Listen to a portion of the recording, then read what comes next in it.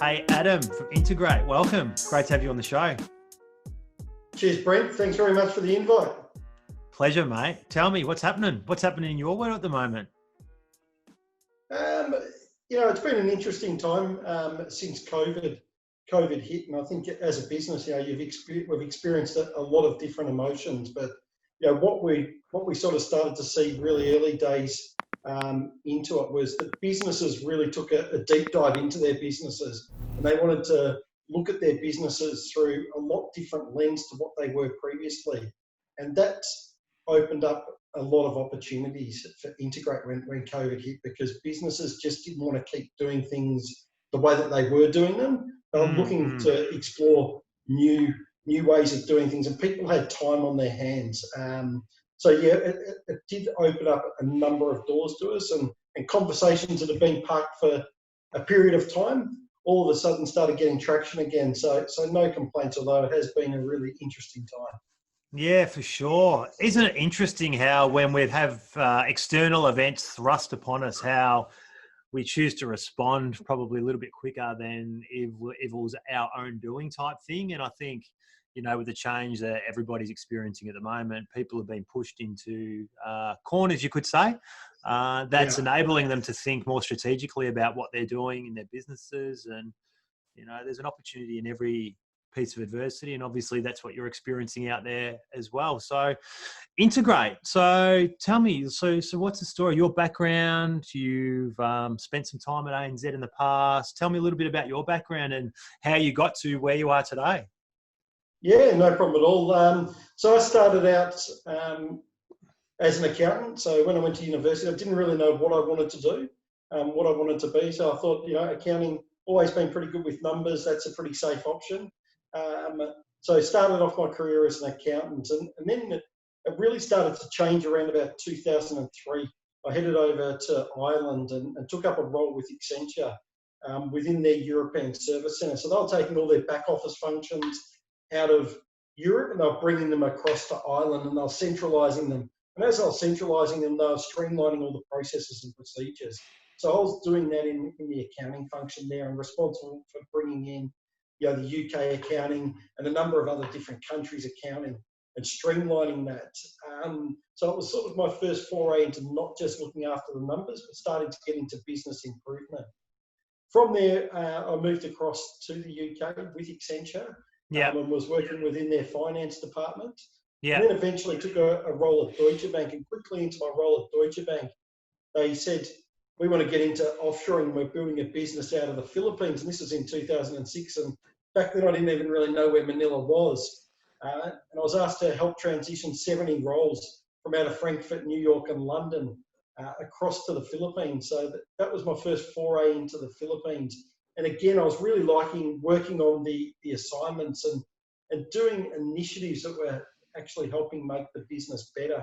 And at Deutsche Bank, I took the leap into the business management world and got more involved working in the COO space and helping drive change and driving initiatives.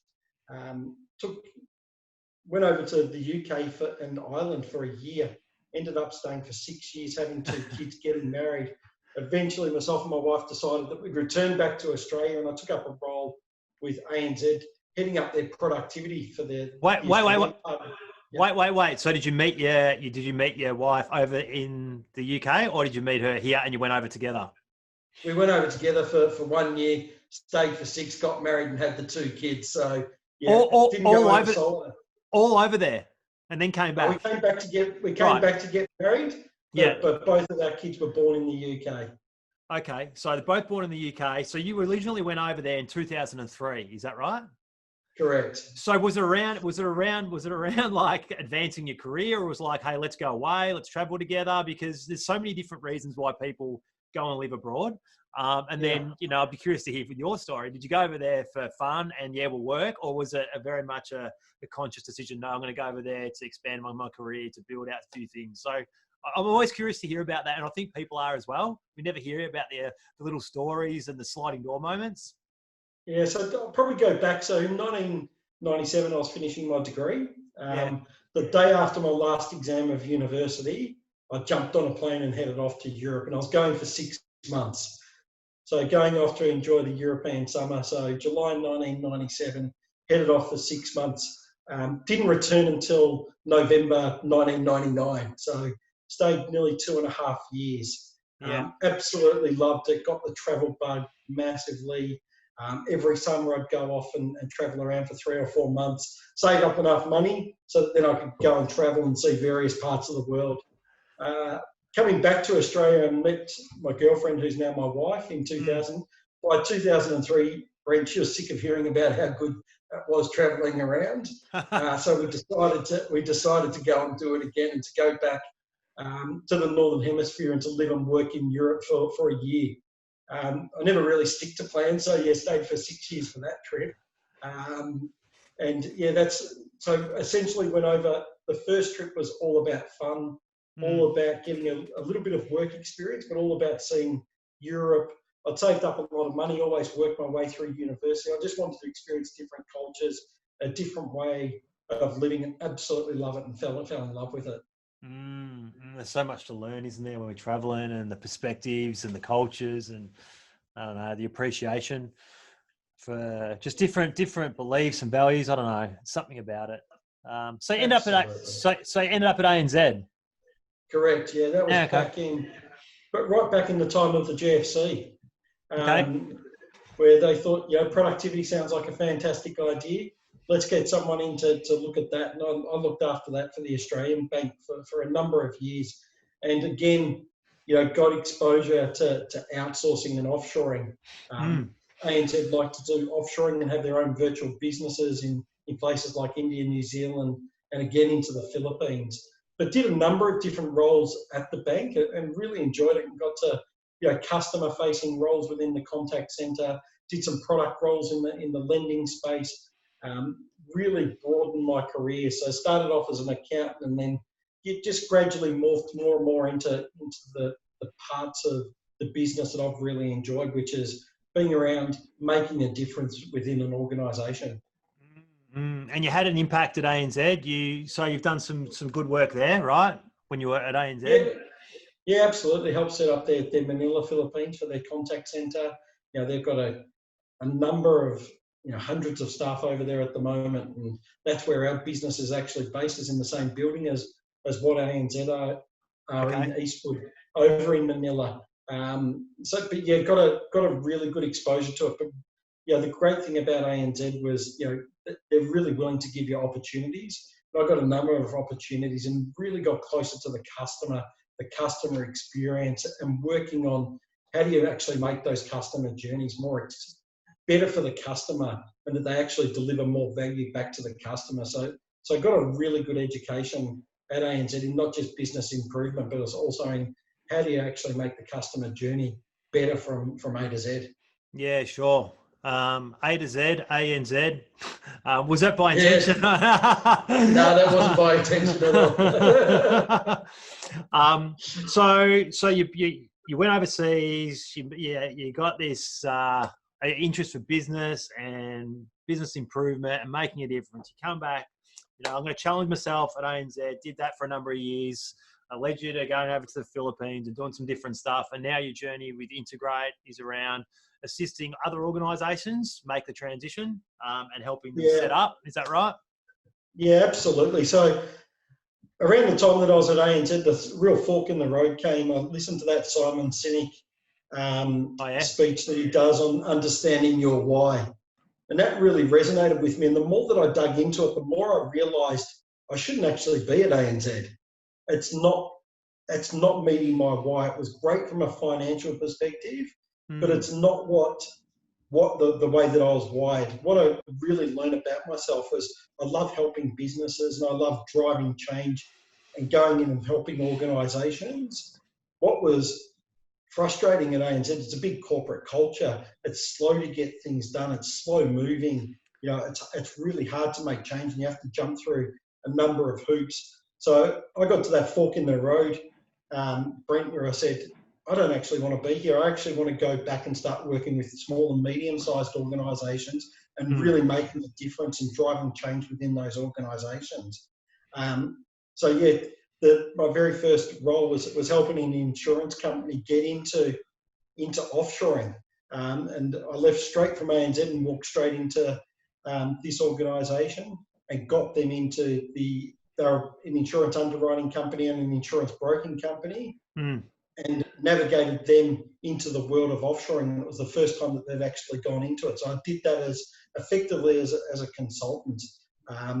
From there, started helping more and more small and medium-sized businesses do it. And people kept saying to me along the way, why don't you start up your own offshoring business? We'd love to give the work to you, Adam, and we'd really trust you if you actually did that. So I took the next leap and started the Business Integrate, which is what I founded and what I'm running today. Yeah, amazing. Something that comes through you is around the fact that you're willing to do the work and you're willing to lead by example. And I think in our early conversations that we had when we first connected, I found you like really, really knowledgeable around this space. And I was kind of like, I kind of hung up the phone and you were like, you said all this stuff. And I'm like, oh, that sounded amazing. And I'm like, hang on. And I'm trying to get clarity around exactly what you said. And so let's say hypothetically, there's some businesses out there right now and they're going, you know what, like we've got some, we've got our personnel, we've got our team here, we've got a bit of a blend of full-time, part-time, we've got some consultants or contractors, and we want to make a bit of a shift and we potentially want to set up something offshore. Like what do I think about as a business owner or running an enterprise? What are the things that I really need to think about at that initial point in time? Yeah, you need to understand what you're actually getting into, Brent, and understand that yes, it all looks absolutely fantastic when you sit there, and every offshoring company will tell you save 70% or more. So the dollar signs can be really, really attractive, but you need to understand why you're getting into it, what's it actually going to solve to you, and how are you actually going to do it to be successful in it. So a lot of people get blinded by the big dollar savings and they sit there and go, gee, if I put 10 roles over there, I'm saving 50,000 on each role, that's $500,000 extra into my back pocket every year. Yep, I'm going to do it and I'm going to jump straight into it and I'm going to start on those 10 roles. And then it just decreases from there because they haven't planned on what does success look like in their offshoring business. They don't understand the culture of the country that they're actually offshoring to. They haven't got their systems and their processes and their procedures set up to make it actually work. Yeah, everything's always worked in the office by sitting side by side. Then all of a sudden you bring an offshore into it. You've never worked with these cultures before. You don't know how to make it beneficial for you, but you know that you can save $500,000 a year. And then people end up putting a lot more time and a lot more effort into it than what they thought that they'd need to. They take their time off, their eye off running their business because they're spending more and more time on trying to get the offshoring team up and running. Right. So you need to understand what you're getting into, what roles, and yet it's like anything in business, Brent. You need to have a plan of what you want to do when you want to do it, and really scope out what the project looks like.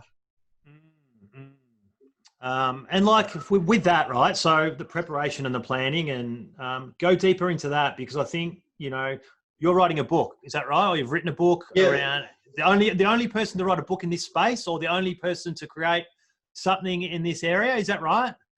That I know of, anyway. Yeah. So I'm writing a book at the moment, which is talking about the 10 biggest myths of offshoring. Right. And in that book, we're giving out hints, tips, and tricks for how businesses should go about setting up their offshore operations. What are those key things that they should actually consider? Where do businesses get stuck? What mistakes do businesses commonly make, and how do you actually overcome those businesses, those risks and those obstacles? So yeah, that book will come out in late September, early October. Yeah. So if anyone's interested in it, let me know and I'll flip you on a copy. Available at all your major bookstores. Exactly, something like that. Okay, so the preparation phase, is there a methodology that you've got? Is there a set of steps that you take somebody through? Like, what does that kind of look like for somebody? Yeah, generally when we talk to people, Brent, people are pretty cautious. Yeah, they've built their business. Their business has always been onshore. So to take a big step and to go to offshore and not have those people in the office every day sitting next to you, people sit there and think, gee, that's a big step. How are they going to get embedded into our culture? How's it going to work? these people, how are they going to mix with the staff? What are our clients going to think? So we work with all of our clients and we come up with a plan. We'll go into the business, we'll understand what that business is, and we do what we call an ROI assessment. So we'll come into your business and learn about your business, learn about the roles, learn about the workflow, learn about how things actually work. And then we'll come up with a plan back to the business on this is where we believe that you should start. We always start small, and we want to start small because we want to win the trust of the organisation. Yeah, if it goes pear-shaped and it doesn't go pear-shaped, then we've minimised what that risk is. So we want to make it really empowering for our clients to actually come on board with us. So we start small. We start with the lower capability, the lower complexity roles. Yeah. We win the trust of the organisation, and then we start to roll out what that plan actually looks like. So some of our clients, an insurance brokerage based here in Melbourne, we started out with 2 roles. We've now got 24 roles. And every couple of months we add more and more roles. But as we add those roles, we document the processes, we document the procedures. We know what success looks like with that role. Then we recruit for that role. The person comes on and everything's ready for them to go. And it's a really low risk approach to making it successful for the organisation. We don't sit there and go, there's 25 roles, let's start it. And we're going to impact the claims team, the processing team, the financial planning team, the whole business, because that's when things go wrong. So we just take it in small chunks and we just bite off bit at a time and we make it an iterative approach. Yeah, I can imagine that 25, trying to hire 25 people at the same time. That'd be a total head fuck, right? I mean, like, come on. Yeah, absolutely. But I like it. I like the fact that at the initial point, it's low risk, high value, and it's for roles that are easy to do. You come on board, you help, you facilitate, and you get them to experience some success with offshoring, and then from there build out and develop out a plan. I think it's. Sorry, you go. So I was going to say, we coach and teach our clients along the way. So we induct all of our clients into Philippine cultural awareness. We teach them about the Philippine culture. Amazing. We teach them about what does a good operating rhythm look like? How do you engage with the staff? How often should you meet with them? Everyone's got a culture in their organisation that they want to ingrain into the offshore team. How do you actually do that? So we'll work with all of our clients to help them work through that. How do you set up KPIs, training plans for the staff? So when they come on, you know exactly how to ingrain them into your environment and to actually make them successful. It's not just a matter of having someone in another office, in another location, then all of a sudden you click your fingers and it works. There's more to it than that. And we've got a tried and tested methodology that we take our clients through. It's a combination, I think, with my very limited experience of mindset, leadership, training, and really, I mean, like, I'm very limited in this space. However, right now I'm working with one person who's offshored over in the Philippines, and I'd never had any experience in this space per se. I'd always worked with different people, consultants and contractors working remotely. And I guess I had some initial fear as well. It's like, I love the ability to be able to walk up to somebody and say, hey, we need to get 1, 2, 3 done. Here's how we need to do it. I'm here to help you. Like, when can we get it done by type thing, and having those conversations with somebody and looking to somebody. But when it comes, okay, this person's over in another part of the world, my platforms are email, call, video. It felt very different and unfamiliar for me. And I think for a lot of people, we go to what's familiar and what we know. And so initially I was like, okay, how's this going to work? How's this going to work? And then it was like you said, like having some little successes and some little wins early, and then starting to build it out. And I'm talking about with one person in one role right at the moment. And however, I can see that, it's about getting some success and getting some progress earlier. And then now I'm noticing that she's more engaged in what we do as a business and wants to be more engaged in the cultural and leadership. So it's providing more time in that and really treating that person exactly like I would treat any of my team, because they are that. They just may sit somewhere else. So there's this massive, I think, a barrier for people to get into it because of all the unknowns, which you so eloquently and effectively and through your expertise know it all, can handhold somebody through those steps in that journey. Absolutely, because as much as the telcos don't want you to admit it, most people think that offshoring is like when you call your telco and you ring up for something that you think's really simple. Yeah. Yeah. 45 minutes later, you've spoken to 7 different people and the problem's still not resolved. Mm, So people think that's what offshoring is, and that's the experience that everyone will have. And right. people think, they're lower level, their education's not as good. Well, every year in the Philippines, there's 700,000 university graduates. They learn in English. They do all their assignments in English, all their tutorials and lectures and that are in English. So they're really proficient in English, but people have got this myth, and that's what I'm talking about in the book, trying to bust down what some of those myths are that people don't get into it. Yeah. But when people get into it, and we back ourselves with our model, Brent, that, start small and grow with us. And all of our clients actually do, because they find really quickly, and COVID's been a great help, right? Because we have to communicate like this all the time now. Yeah. Yeah. People have got more and more proficient in these tools since March, and they've actually found, all of our clients are into offshoring before March, found the move to working from home seamless, because they already had all their processes and procedures documented. They had already had all of their IT and their systems and that set up. So this was just the next extension for them. You talk about process and documentation, which is so important in businesses, right? In all businesses. And I reckon over my journey, I've been like, don't worry about it. Typical guy going out, hunt, making a mess of chaos behind me for somebody else to clean up, right? So you talk about process and documenting that. There's a lot of businesses out there who do that really well, and there's a lot of businesses out there that don't do that really well. It sounds like to me that the documentation process of the business is a really, really good starting point, no matter whether or not you're going to be offshoring or you're not. It's a really good point to actually make your business more efficient and get a greater understanding of actually what you do and how you do it and where the steps are to improve that. So let's say around documentation of a process and that type of thing, what's some tips you could share with the listeners around that whole documenting a process? Because some people are really, really good at it and have got the expertise around it, and there's businesses out there that don't have it. So I just want to make sure we bring value to everybody who could be listening this morning. Yeah, absolutely. And it's a question we commonly get asked, and you don't need to document every role. Okay. Those creative roles like web design, SEO, marketing, all of those really creative type of roles, they don't generally need to be documented because it's all problem solving and decision making. What we really encourage is in those more repetitive roles and those more procedural type of roles that you document those processes and procedures. And I'll tell you, about 95% of our customers, Brent, don't have anything documented when they come to us. All the IP is sitting in everybody's head. And the way that you teach and coach someone is you'll sit next to Brent for a couple of months, you'll swing around in your chair, you'll ask Brent some questions, Brent will tell you the answers, you'll learn it, and you're basically just learning it via practice. So what we come in and do is we come in and we do that heavy lifting for our clients, and we document their processes and procedures for them. We store them onto a cloud-based knowledge management platform that they've got easy access to. And then it basically acts as a sat-nav for the offshore staff.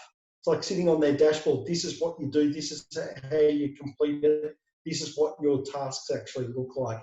And we'll go right down into step-by-step procedures if the role's necessary. But for other roles, we'll just map out what the actual process is. It's a horses for courses type of activity. But what we want to do is understand what does good look like in the organisations that we're going into, and how do you actually train the offshore staff. And the more work that you put into documenting those processes and procedures, if they've got the sat-nav sitting there, the training's going to be a lot smaller. The amount of questions coming back is going to be shorter and shorter, and you're going to start to get a really consistent customer experience, less errors, less rework defects, etc.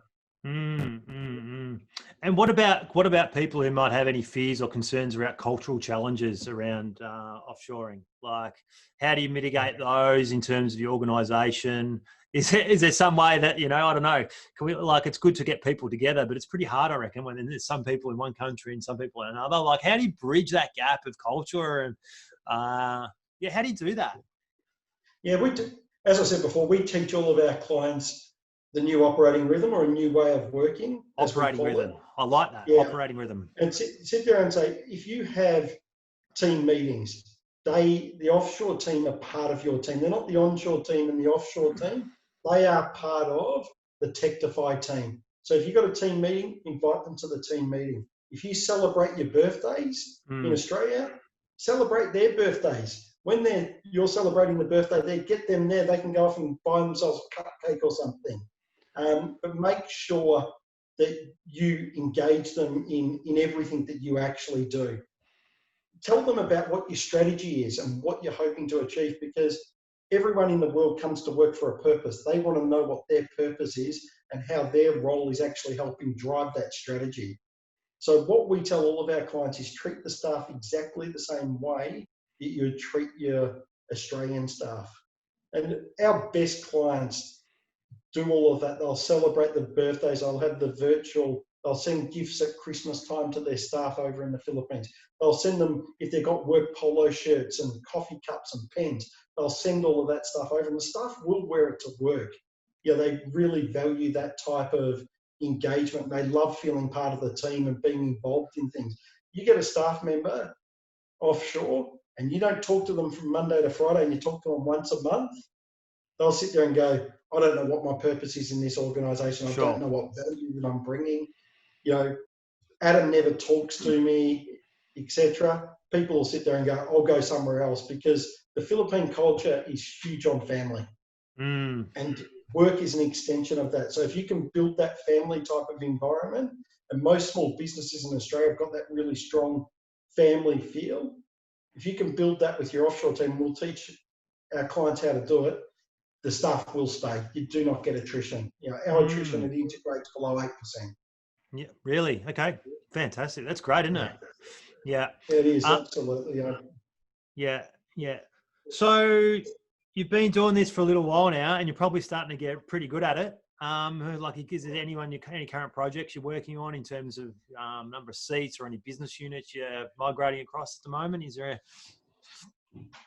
Yeah, we're working with some really exciting opportunities at the moment, where there's a fintech startup bank that we're working with at the moment, and we're documenting their processes and procedures. So when you get a banking license, you're obviously regulated by APRA. So we're helping that organisation map out their processes and their procedures. They're starting to do lending, so they have been taking deposits. So we're working with them at the moment. What do their processes and procedures look like? They've designed it all, but they haven't documented anything. So we're documenting it first of all for APRA, but then when their staff come on board, the staff will use that as their training tool. We're also doing a lot of work with insurance brokers, mortgage brokers, financial planners, and accounting firms. The areas that are really focusing at the moment. You know, COVID for accountants, they've been extremely busy helping out people get the job seeker and things like that. So they're sitting there and going, how can we spend more time focusing on our clients and less time doing admin? So we work with those businesses to help them re-engineer their processes and procedures so that the offshore team can make sure that everything's churning in the background, and the onshore team can be spending more and more time with the clients, providing value to them so that they can provide more and more insights back to the customer. So the customer gets a better experience. The staff member onshore can speak to more clients and generate more business. And we're making sure that the work gets done in the background over in the Philippines. So we're working with a lot of companies to design, what does that workflow look like? How can we automate various parts of the process as we go through it? So all of those areas we're helping a lot at the moment. With some really exciting opportunities. So we say to all of our clients, Brent, this is not just about cost saving. If you think cost saving, you're really limited. Think if you're a mortgage broker, how can you make the mortgage broker more productive? Well, if we took 2 days a week of admin off them, that they could go and see 40% more clients, what does that mean from a revenue perspective? So we're trying to pivot that conversation for our clients and say, just think about what those revenue opportunities are that you free up 40% of someone's capacity. How many more mortgages could they write? What does that mean from a revenue perspective? And that's a lot more sexy for clients, because a lot of offshoring typically you'll say, well, if you make Adam redundant, we'll get a person for you offshore. And people sit there and go, but Adam's worked with us for 8 years. Why do I want to make him redundant? He's part of the family. But if we can make Adam more productive, that he's generating 40% more income, then the proposition of having an offshore staff is really attractive. I love the whole holistic nature of looking at, people as part of your team, and also not just the cost savings. And I think with any type of change, it's really, really important to, flout a little bit of what people want, like their desires. So initially would be, I want to save money, want to save money, want to save money. But then once they're kind of engaged in terms of your business process, okay, yeah, you want to save money, but this is what your business needs. It's about documenting the processing. It's about going through it strategically. And that way with change, give them a little bit of what they want and then give them heaps of what they need. And then they come through the other side, quite happy, quite engaged, but really stoked with the outcome that you've been able to deliver them. And I think that's one of the restrictions for change, isn't it? There's so many people want that thing right here quickly, but it's the depth and the value that your business provides beyond that. So I've been over Philippines. Once you go through all those steps, Brent, sorry to cut you off. Once you go through all those steps, you're making your business more scalable. Oh, yeah. So if the mortgage broker brings on the first person, right? Yep. Then they sit there and go, okay, we'll try working with Brent as the mortgage broker. Yep, it's worked for Brent. Now we'll get them supporting Adam. Well, let's bring on another person over in the Philippines, and they're doing twice as much, and we'll get them not just to do this much, but to do this much and free up the frontline people even more. Yeah. Then they're going, oh, we're bringing in that much business. We actually need another salesperson. So that's the way that we work with our businesses to help them out and to actually grow with them. Yeah, brilliant, mate. I love it. Hey, I've been over to the Philippines a couple of times, and I'm going to ask you for a funny story about your time there or something you've seen in your space. But I went over there back in the late 90s, early 2000s. What are the early 2000s? Noughties, right? Noughties. Yeah. 2000. And at the time, we were exporting like 20-foot and 40-foot containers of ex-corporate refurbished PCs and monitors, because over in developing countries, that older technology was more utilised than what it was in Western countries. So I was fortunate enough to go over there, and I don't know, I shipped off thousands and thousands of old Pentium machines back in the day. But I was fortunate enough to go over there and go and have a nice dinner and stay there for a few days and go to a show. And then I ended up going and playing at a golf course. It was called Tagaytay Highlands, and I'll never, ever forget it. That one of the tees or one of the holes, you were like 300 meters or 400 meters up elevated above the fairway. Now, for any golfers out there, we kind of like, that's a bit of fantasy, right? You're like you're looking down. I remember standing on this tee and like beautiful grass, beautiful scenery, a bit of rain, and hitting it, and the ball's flying out. But because it's so much higher where you tee off and where the fairway is, it felt like forever for the ball to hit the actual ground. And so I'll never forget the nature and the pristine, and there's some great surf spots over there as well. But what's something funny that you've seen when you've been over there in your time? Like, I don't know, surely you've got something, some sort of story. We'll leave the listeners on just to, some funny stuff that you've seen in your travels. It must have been about this time last year. So the one thing I'll say about the Philippines is the country that I saw in 2006 is barely identifiable in 2020. The size of Metro Manila is, if you haven't been for that long, Brent, you'll go back and you'll sit there and go, holy crap, where did this city grow from? Really? Like, people at the skylines of Manhattan and things like that. I mean, Manila, they don't have as many as high. You know, there's a lot of 30-story buildings. Everywhere you look there's massive buildings. But the last time we were over there, not the last time, last year's anniversary party. So every year we have an anniversary party. We invite our clients, all of our staff go to. It's a massive event. This year, unfortunately, it had to be a big virtual event. But I was standing there with one of our clients, and we're waiting for the taxi to come and pick us up to take us off. We're taking all the teams out for dinner. The night before the party, he wanted to take his 17 staff out for dinner. So we're sitting there waiting for our taxi to turn up, and there's obviously trucks like there is. One truck's gone past, and they've got 3 hammocks lined up. They've got poles at either end on the back of the truck, and there's 3 guys asleep, one in each hammock as the car's coming along the road. And I've travelled around Asia a lot, and I've seen 5 people on a motorbike. I've seen 30 odd people in the back of a jeepney. And if you don't know what a jeepney is, I think I've got one. I've got one somewhere up behind me.